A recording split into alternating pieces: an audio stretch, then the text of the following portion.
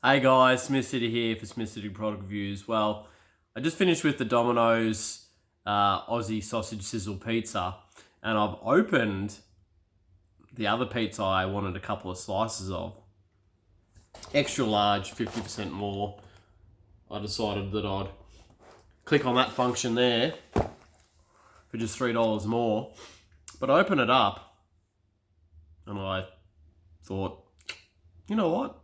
Let's review that bad boy. So I was going to just eat a couple of slices off camera and get stuck into my online course from Amy from Rebel Nutrition to help me launch my online services through my PT stuff. And I just thought I would get into this pizza for you guys, and look at that. So I'll tell you what I've done here.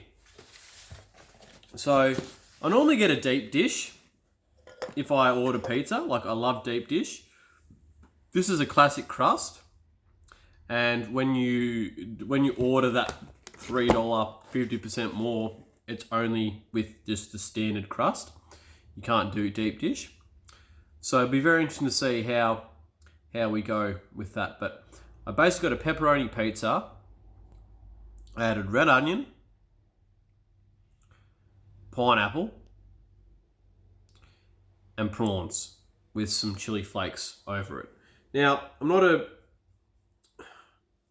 not for pineapple on pizza. I'm not against pineapple on pizza.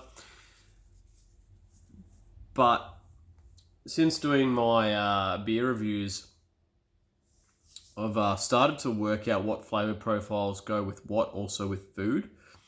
And so pineapple and chili work really good together. And obviously, because you've obviously got the pepperoni that's got a little bit of spice as well, that with pineapple and some red onion does work really well. So if you're someone that is very against pineapple, pineapple on pizza, blah, just try it. Just try it. That's all you got to do is just try it. If you don't like it, then just keep being set in your ways, and that's totally fine. But here it is. Look at that bad boy. Look at that bad boy. Oh. Look at that.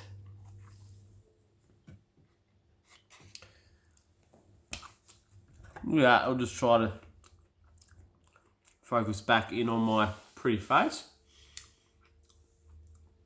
So, pepperoni modified pizza going in my pelican mouth.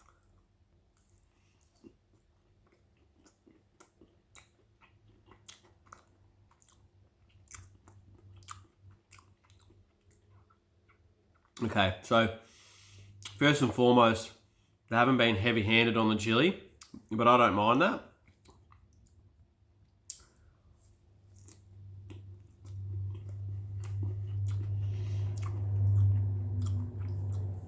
Looking at the pizza, there's like a couple of specks on every pizza, so it's like not overloaded on one pizza, on one slice. I've just given it a fair old sprinkle, and they've done a good job with that.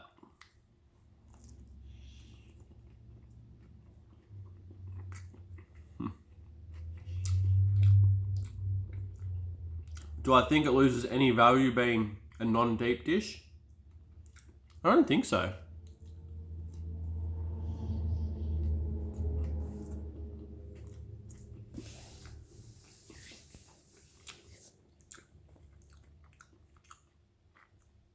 I like the doughiness of a deep dish, and I like how it like bites back at you. So you obviously take a bite, and almost like the deep dish dough sort of springs and like comes at you.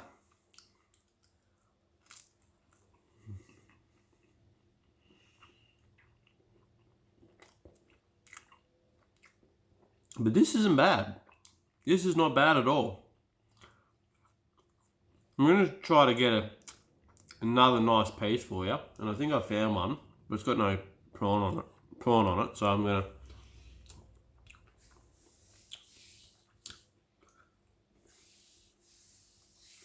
Going to steal a piece off another and just slide it on through, just to give you the perfect slice here.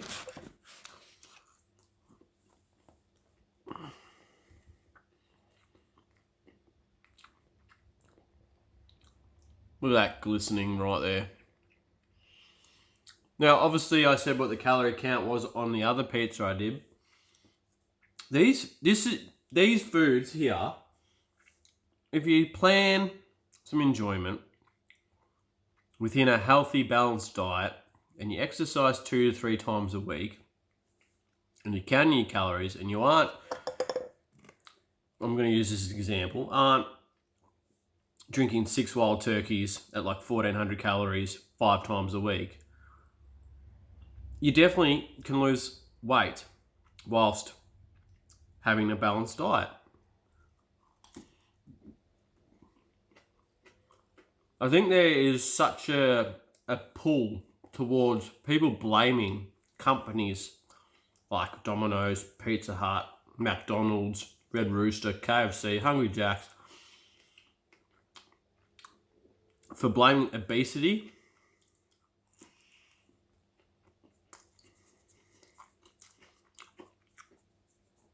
on generations.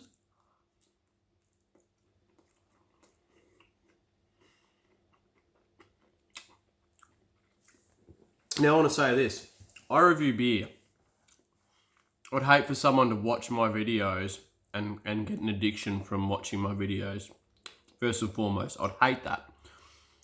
So if you're watching my thing and you're watching like 8 videos and you go out and every single night, every single day, you're just drinking booze because you're watching my channel, stop doing that. Stop doing that. Obviously, it's not a company's responsibility. Yep, they're feeding marketing on TV and ads and on radio and that sort of stuff. It's not their responsibility. They can't determine if you're going to be eating this 7 times a day, 7 times a week.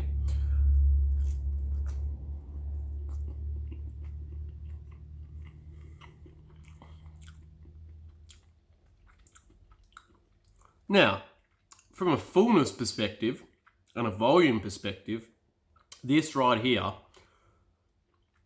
per volume, you're probably going to need, for me, I'm probably going to need to have 3 or 4 slices here, 3 or 4 slices here to be satisfied. That is going to be pushing upwards of, pushing upwards of 1,200 to 1,300 calories. But I'll tell you what I've eaten today. I've had Special K with yogurt on it, probably like 200 calories all up.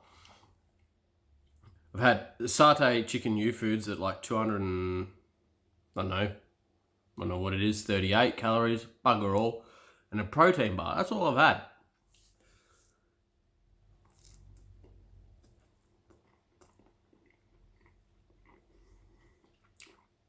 With what I'm trying to do with the exercise levels from a labouring job and also going to the gym 4 times a week, so I'm trying to hit around 2,000 calories to lose weight.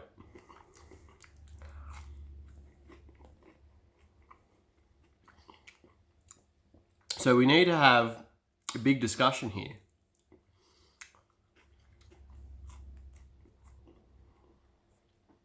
There's no such thing as good foods and bad foods with losing weight. There just isn't. This food, you're going to need to consume more of it per volume, calorie-wise, for you to be full and satisfied. It tastes amazing compared to something that is probably more nutrient-dense and lower calories. If I had my usual go-to breakfast, I'd run out of some things. If I had have added banana to it, some almonds and some honey and some fruit, like let's say some blueberries, all of a sudden my breakfast is probably like 300, 400, 500 calories. That is going to fuel me for a very long time until lunch, where I'm not snacking on things. If this is all you ever eat, and you're probably having 5 slices, getting to the end of the 5 slices and still being hungry, and if then you're going towards eating more saturated fat foods, high sodium foods, high sugar foods, and you're not active, that's when you're going to put on weight. But it's not any company's fault. Let's just get that first and foremost. It's no company's fault. Do I think companies should be pushing a stronger message with those sorts of things? Probably. But it's not their need, it's not their want. And if I can lose weight eating this sort of food, well then why can't anyone else do that? It might be because you've got food anxiety and you just binge and restrict. It might be because you eat this food, someone has said that it's bad, so then you have this negative attachment towards this sort of food. So you shame yourself.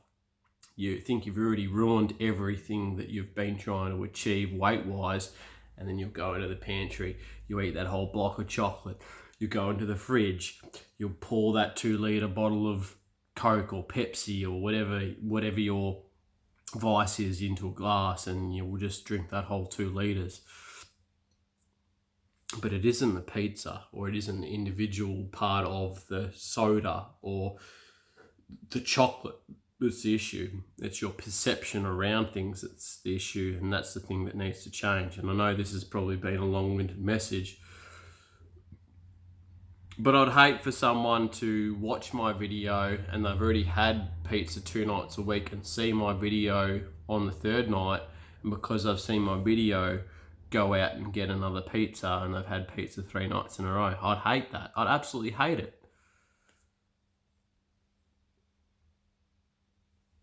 But you most definitely can plan this. So if you're someone that loves pizza over every single sort of snack and junk or fast food, quotation marks because I use that loosely,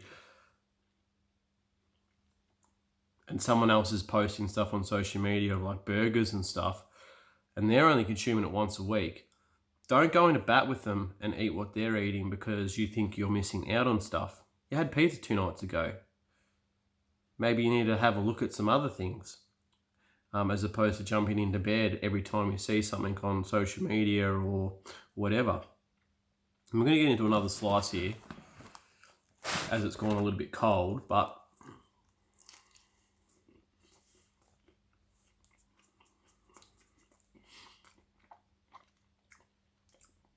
it's interesting just now thinking about it.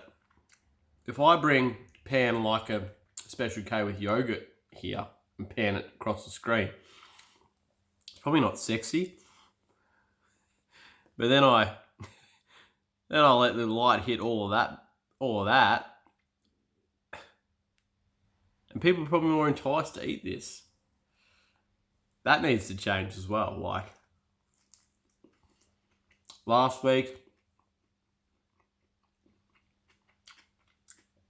I had a U-Foods for breakfast because I rushed out the door to the gym. Then I had a U-Foods for dinner. For lunch. Because I didn't have my cereal for breakfast because I was rushing out the door, I had cereal for dinner and I absolutely loved it. Loved it probably as much as I'm enjoying this pizza right now.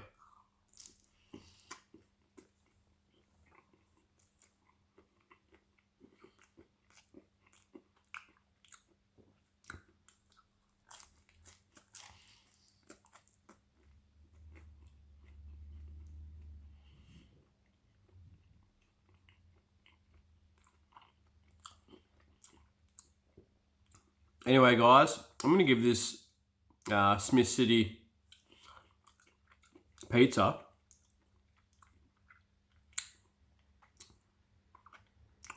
probably going to give it a 9 out of 10. It is pretty good. It is pretty good. That pineapple sweetness cuts through the spice. The red onion gives it sort of a really nice depth of flavour. The only thing I might add to it, if I was going to add anything to it, would be like a little swirl of mayonnaise, maybe. But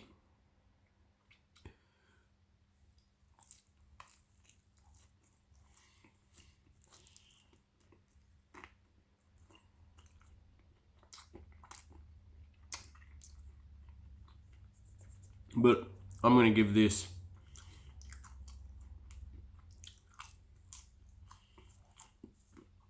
I'm going to give it a 9.